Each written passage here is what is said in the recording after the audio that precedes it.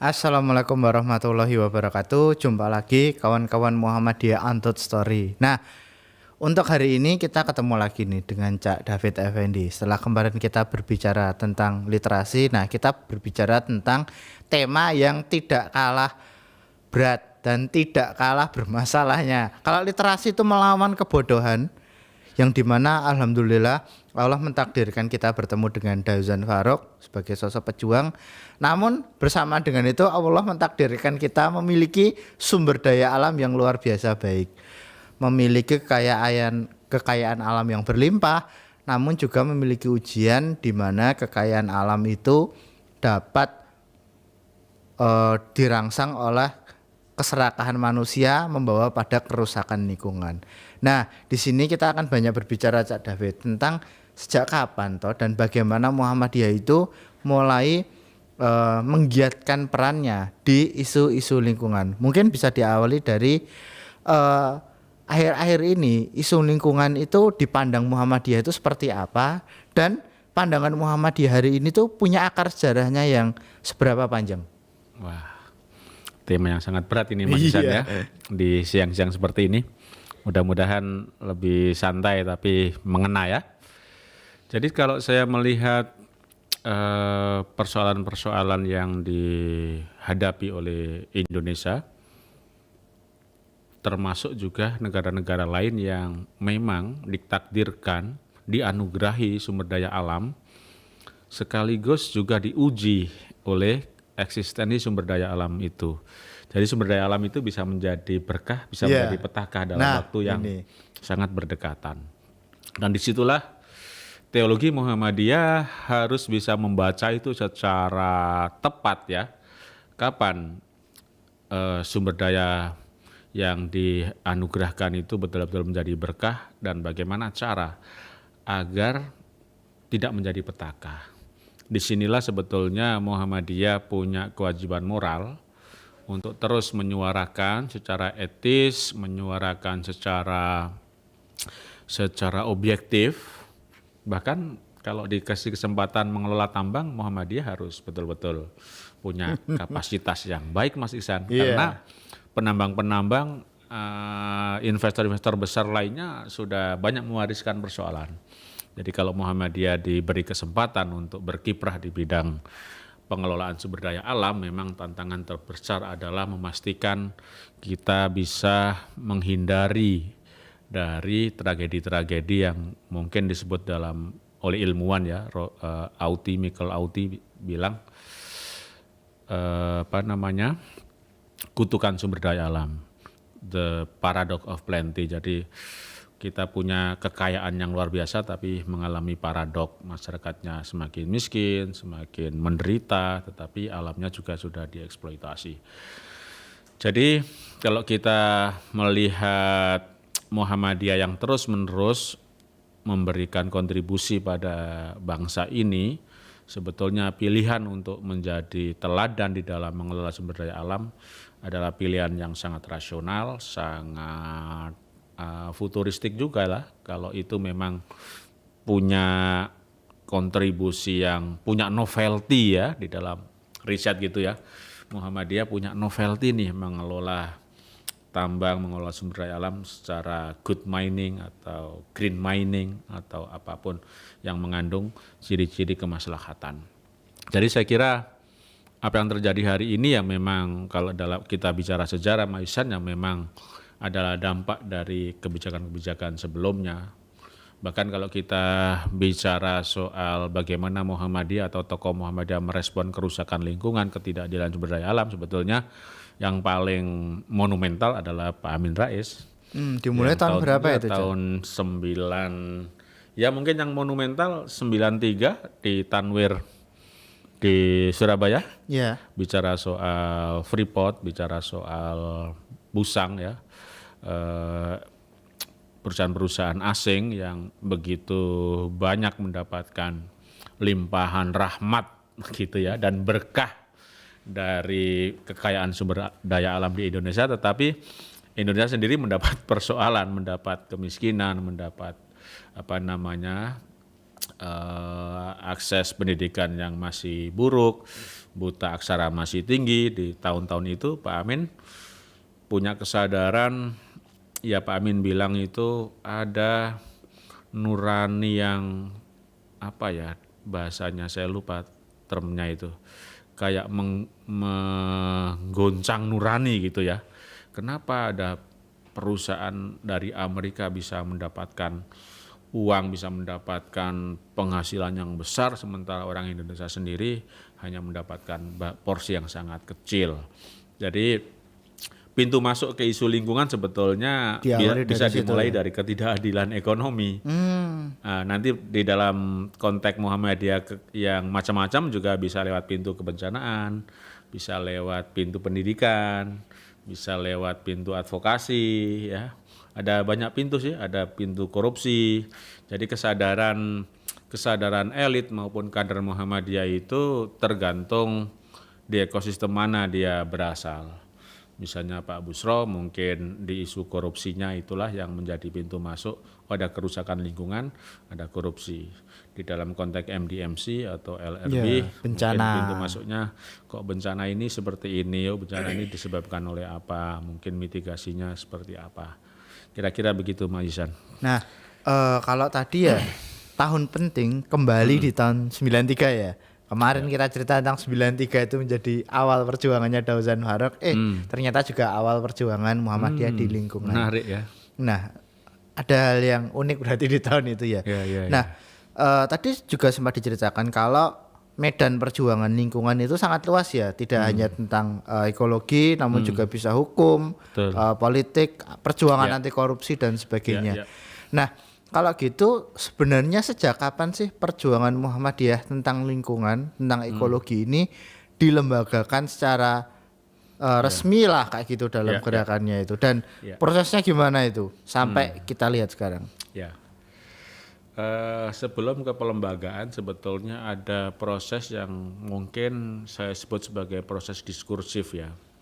Saya lihat tahun 92 itu ada konferensi tingkat tinggi PBB di Rio de Janeiro di Brazil yang melahirkan agenda 21, agenda mendesak untuk menyelamatkan bumi. Di situ juga lahir Kementerian Lingkungan Hidup di Indonesia. Baru sih. Waktu itu ya Pak Emil Salim dikirim tahun 92 ikut konferensi ke mana? Brazil, lalu pulang, singkat cerita kementerian itu dibentuk. Nanti bisa divalidasi. Saya sedikit miss apakah kementerian dibentuk baru mengutus Pak Emil Salim, tapi seingat saya setelah pulang dari KTT Bumi itu, disebut KTT Bumi ya 92 itu di Brazil itu, lalu Pak Emil Salim ditugasi menjadi Menteri Lingkungan Hidup pertama pada era Soeharto. Dan di tahun-tahun itu saya melihat ada diskusi, bahkan sebelum itu ya, ada dua lokakarya atau sarasian penting terjadi di UMS sama di UMY. Di UMS itu merespon tentang industrialisasi yang berdampak buruk bagi kebudayaan, bagi kesehatan dan sebagainya. Lalu lahirlah buku dari sarasian itu di UMS itu, judulnya Teologi Industrialisasi. Kemudian di UMY juga ada workshop yang serupa merespon persoalan industri, persoalan polusi dan sebagainya. Maka lahirlah orang-orang yang akan siap menjadi pengurus Lembaga Lingkungan Hidup, Pak Dasron Hamid ketuanya waktu itu. Diawali dari situ ya salah satunya. Jadi kontribusi langsung UMY itu ya siap melembagakan itu, siap mengemban ditugasi oleh PP Muhammadiyah menjadi tim yang mengelola program atau kegiatan isu-isu lingkungan hidup, terutama waktu itu ada polusi, ada pencemaran. Kalau diskursus sebelumnya, kalau Mas Ihsan juga membaca saya kira terbitan-terbitan di Suara Isya atau Suara Muhammadiyah, fase diskursif itu ya macam-macam, ada cerita deforestasi, ada cerita polusi di perkotaan, ada artikel-artikel yang ditulis oleh pengurus Muhammadiyah ya di tahun-tahun itu.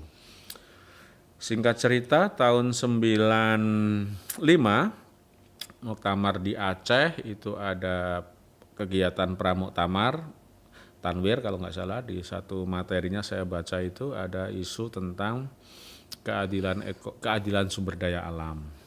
Dan saya kira itu sangat dipengaruhi oleh Pak Amin lah ya. Mungkin ini untold story-nya ya. Iya.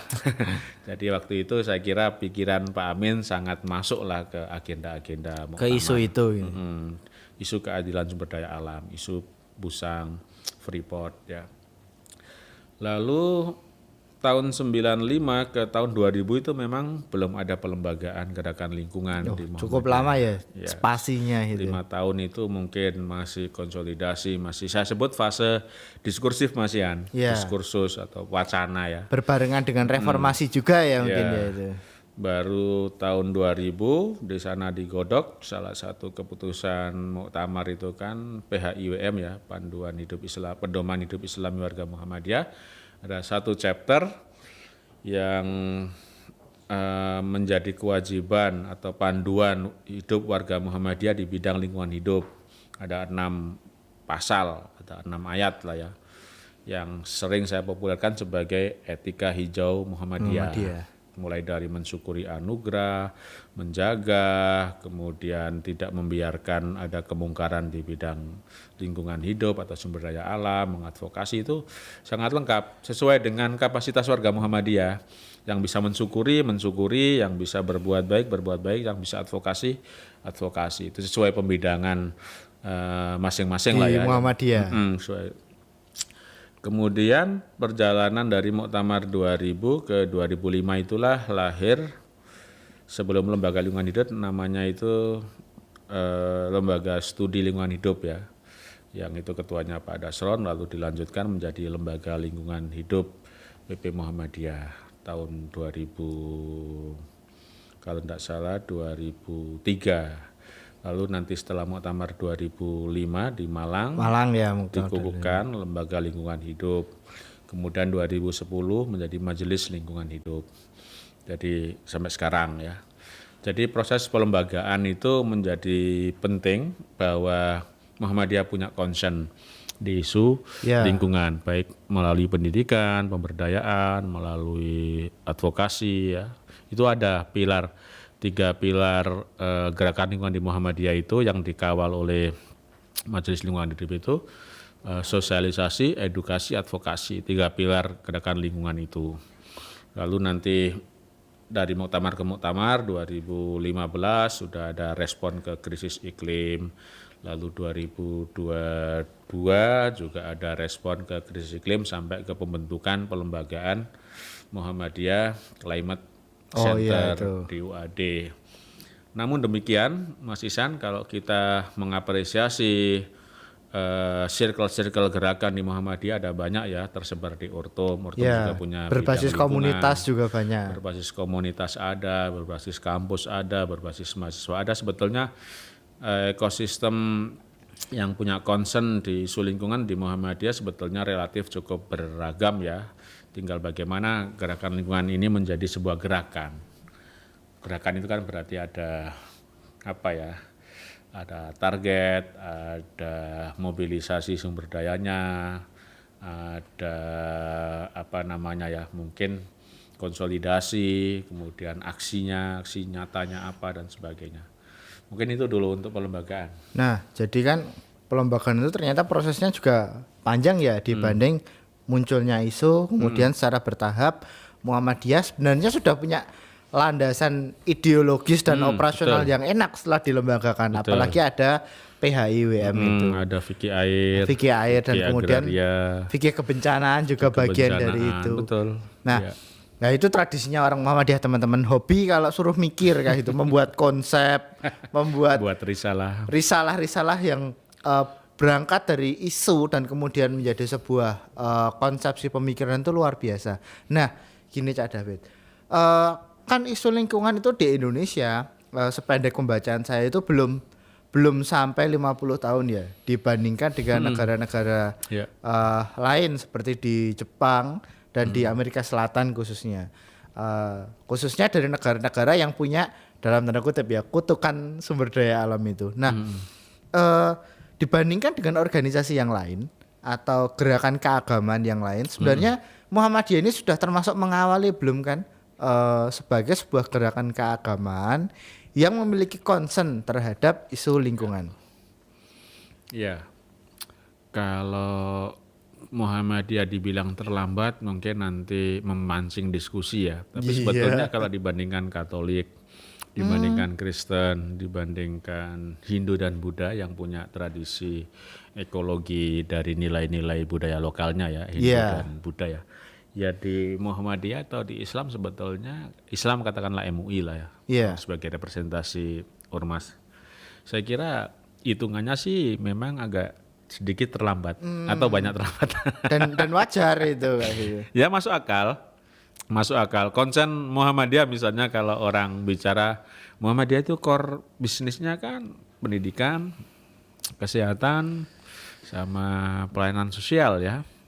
Tapi sebetulnya kalau dari 3 aspek itu ada materi-materi konsen-konsen lingkungan sebetulnya itu juga masuk akal kan. Manusia juga butuh lingkungan yang sehat. Manusia juga butuh sumber daya yang baik, yang bersih ya. Kemudian pendidikan juga butuh dong, masa manusia nggak dikenalkan lingkungan hidupnya gitu ya. Memang hidup di planet mana gitu, tetap harus tahu air, bagaimana konservasi air, bagaimana mungkin Baitul Arqam itu juga ada momen atau ada muatan lokal lah selemah-lemah iman ya, yang terkait dengan bagaimana kontribusi kader untuk menyediakan atau mempertahankan lingkungan hidup yang baik, karena lingkungan hidup yang baik juga akan memungkinkan dakwah itu berjalan dengan baik. Kalau kita berada di lingkungan yang tidak sehat, polusinya tinggi, pencemarannya luar biasa, asap kebakaran hutannya luar biasa, kita juga nggak bisa beraktivitas. Dan ibadah juga nggak nyaman. Iya, mungkin krisis air misalnya, gimana kita menyempurnakan ibadah kalau di tengah akses wudhu yang buruk misalnya akibat dari pencemaran dan sebagainya. Jadi menurut saya kesadaran yang penting, dan itu sudah ditunjukkan ya di Risalah Islam Berkemajuan, di poin-poin hasil muktamar, sebetulnya kesadaran Muhammadiyah sudah cukup kuat di literasi ya. Di literasinya sebetulnya kesadaran itu sudah akomodir dengan baik di berbagai risalah. Namun bagaimana itu menjadi praktek yang baik Mas Iksan, itu tantangannya. Bagaimana tantangan sekarang ya. Kita menjaga lingkungan, menyelamatkan iklim, itu menemukan fakta-faktanya bahwa Muhammadiyah ya memang betul-betul berbuat nyata, sehingga ketika kita dibandingkan dengan organisasi keagamaan lain, Muhammadiyah bisa lebih confident bahwa kita menjadi bagian penting dari aktor-aktor climate defender atau earth defender ya, pertahanan bumi, menjadi avatar-avatar yang memberi maslahat bagi kebaikan lingkungan gitu. Nah, saya jadi teringat diskursus yang disampaikan Cak David mungkin 1 atau 2 tahun lalu, jika mungkin organisasi Islam atau gerakan Islam itu sedikit terlambat dari gerakan keagamaan yang lain dalam isu lingkungan, itu tidak menjadi penghalang kita untuk berfastabikul khairat dalam kepekaan diri terhadap isu lingkungan ini. Nah, ini Cak David, kan kemarin kita ngomongin tentang bagaimana komunitas itu memiliki kekuatan yang unik ya untuk berjuang di sebuah isu. Kalau kemarin kita ngomongin isu literasi, nah kalau sekarang ngomongin isu lingkungan. Di pengalaman Cak David, kita ketahui bersama juga kuat dengan komunitas-komunitas yang terkait dengan kepedulian lingkungan, baik di Muhammadiyah maupun lebih luas dari itu. Nah, pengalaman Cak David, gimana sih komunitas-komunitas anak muda ini menjadi agen yang penting untuk perjuangan lingkungan ini? Iya. Jadi bicara lingkungan Mas Ihsan dan teman-teman semua, para penonton konten ini ya, sebetulnya bicara lingkungan adalah mutlak dan niscaya kita bicara soal keadilan antar generasi. Jadi perspektif saya mungkin bisa salah ketika saya tidak memikirkan apa kebutuhan-kebutuhan generasi yang akan datang, yang mungkin belum lahir hari ini. Sehingga kita perlu memikirkan jangka panjang ya, berkelanjutan, cara berpikir yang mungkin tidak ambisi bagi kebaikan satu generasi, tapi kita juga memikirkan bayi-bayi yang mungkin lahir tahun 2050 misalnya, bagaimana jangan sampai mereka lahir sudah harus pakai oksigen yang dibeli misalnya, karena tidak memungkinkan untuk bernafas secara bebas. Nah, jadi di dalam konteks komunitas sebetulnya itu adalah proses pembangunan pewarisan nilai yang tumbuh lintas generasi. Jadi anak-anak muda di sekolah sudah membuat komunitas-komunitas pecinta lingkungan, membuat kelompok-kelompok belajar yang mempelajari tentang polusi, tentang sungai, buat komunitas-komunitas yang belajar tentang banyak hal yang terkait kehidupan ya. Itu sebetulnya adalah kekuatan komunitas. Walaupun di kampus, di lembaga pendidikan juga sangat memungkinkan itu tumbuh ya. Saya kira ini juga soal definisi komunitas ya. Komunitas sebetulnya kan sangat fleksibel ya. Bisa lahir di masjid, bisa lahir berbasis jamaah seperti di Merajan, Mas Ananto dan kawan-kawan itu juga community based. Seperti apa itu, mungkin diceritakan dikit-dikit. Ya. Bagaimana membangun masjid yang lebih ramah lingkungan menggunakan panel surya, kemudian sampah-sampah milik jamaahnya juga dikumpulkan kemudian bernilai ekonomi, gitu ya. Ada yang jadi pupuk organik, ada aktivitas masjid yang hidup ya, kemudian ada kader hijau Muhammadiyah, ada art yang punya IPM itu ada komunitas art community ya, saya lupa persisnya ya. Jadi ada banyak di Ortom ada yacht camp, green yacht camp dan sebagainya. Saya kira itu adalah proses pembangunan komunitas yang mungkin nanti akan punya ketahanan, punya kelanjutan ya, untuk punya concern di isu-isu lingkungan. Kalau kita hanya ada di satu generasi saja, katakanlah di Majelis Lingkungan Hidup saja, tentu saja itu tidak cukup. Sehingga perlu ada pewarisan konsen kita terhadap isu lingkungan itu melalui lembaga pendidikan, pesantren, masjid-masjid dan sebagainya. Jadi komunitas yang bagus, dakwah lingkungan berbasis komunitas ini sebetulnya yang menggaransi kita akan punya daya tahan yang panjang untuk tetap menjaga lingkungan, bukan hanya konsen itu menjadi milik kelompok elit di PP Muhammadiyah, tapi di jamaah tidak ada konsen, di sekolah-sekolah nggak ada perspektif ekoliterasi atau perspektif lingkungan hidupnya ya.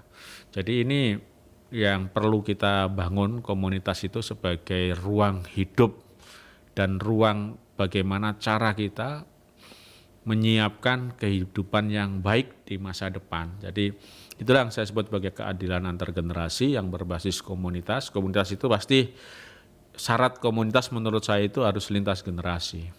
Karena komunitas yang baik itu adalah komunitas yang berlanjut. Sebuah kampung adalah komunitas kan? Ya, generasi. Bahkan sebuah bangsa itu oleh Ben Anderson. Ya, community. Community ya.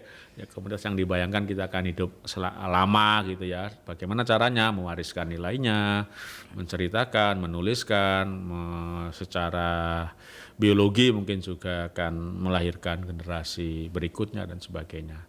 Jadi itu Mas Ihsan, komunitas-komunitas di ekosistem Muhammadiyah so far saya kira sudah on the right track. Dan bagaimana cara menghidupi itu, memberikan ruang yang tumbuh, yang sehat, itulah tugas-tugas kita, tugas kampus, tugas pimpinan, tugas lembaga-lembaga yang ada di ekosistem Muhammadiyah untuk mengawal itu.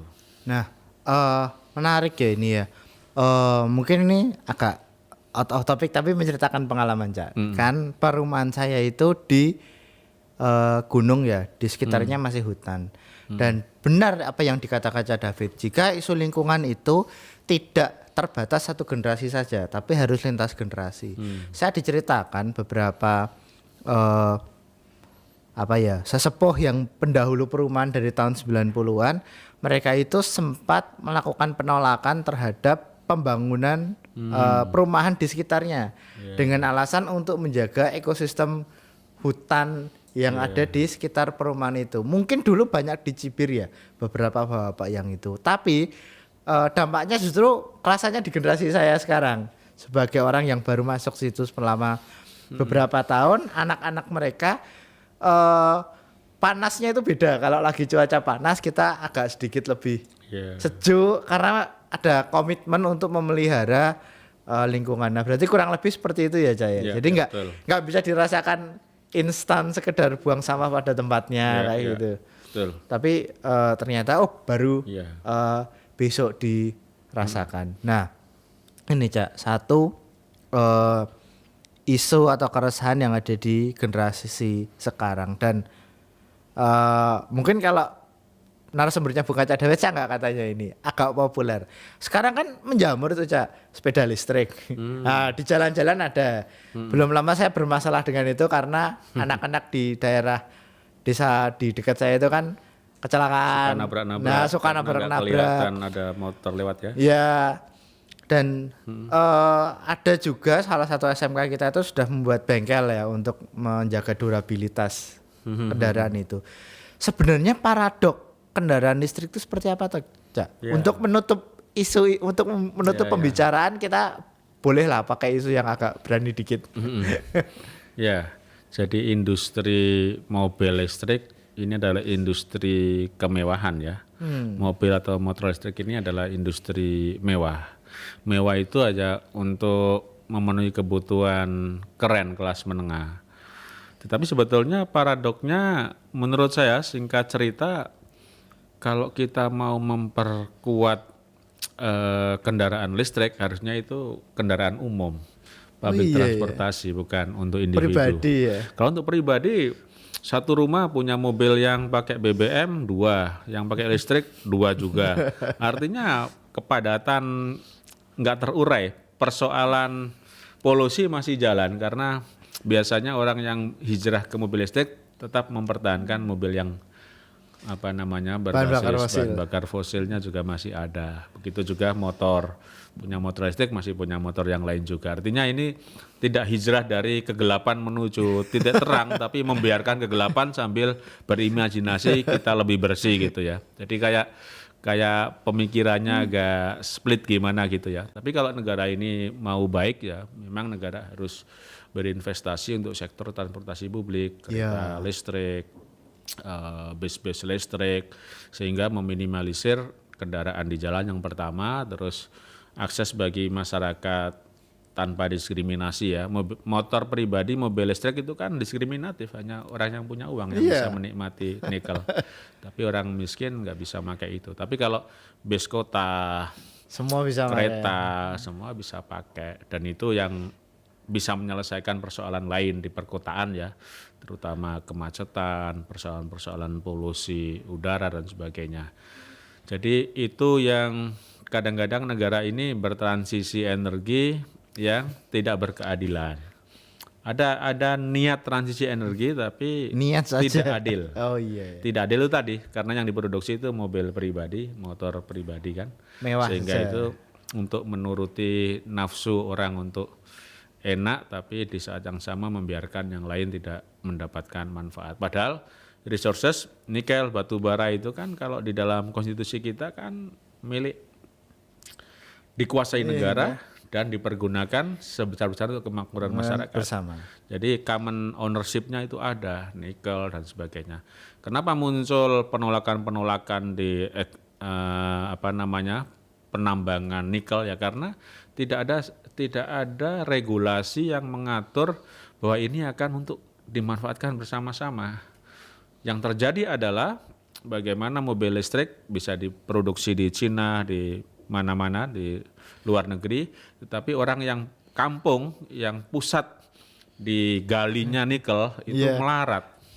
Nah, ini kan berarti tidak ada common ownership-nya, common value-nya nggak muncul. Harusnya kan mendapat manfaat juga dong. Masa hanya dapat uang polusi, uang debu, dapat beasiswa kecil. Saya tahu karena saya belum lama dari Halmahera Tengah misalnya, beasiswanya nggak besar. Dibanding kerusakannya. Orang meninggal dapat subsidi, dapat uang duka, tapi ya kecil, 500 juta. Dengan kerusakan yang berkepanjangan, saya kira itu bukan pilihan konsesi yang adil, bukan transisi yang berkeadilan. Ini transisi yang masih minus keadilan. Inilah mungkin juga penting Muhammadiyah untuk terlibat di dalam mengawal transisi energi yang berkeadilan dan bernilai-nilai Muhammadiyah dan Islam gitu. Islam yang berkemajuan ya transisi yang berkeadilan itu. Dan berkeadilan ya. Nah, menarik sekali pembicaraan kita hari ini. Saya harapkan ini bukan pembicaraan terakhir kita tentang lingkungan. Ini hanya yang pertama dalam rangkaian podcast Untold Story ini. Karena yang Untold Story tidak hanya history, tapi juga masa depan kita itu juga sesuatu yang tersembunyi. Betul. Terus pupuk kesadaran tentang lingkungan sekecil apapun dan seremeh apapun itu menjadi bentuk perjuangan kita bagi warga Muhammadiyah dan bagi masyarakat dunia mungkin pada umumnya. Terima kasih teman-teman semuanya terus menyimak program Muhammad Untold Story. Terima kasih, kurang lebihnya mohon maaf. Billahi sabil haq, fastabiqul khairat. Wassalamualaikum warahmatullahi wabarakatuh.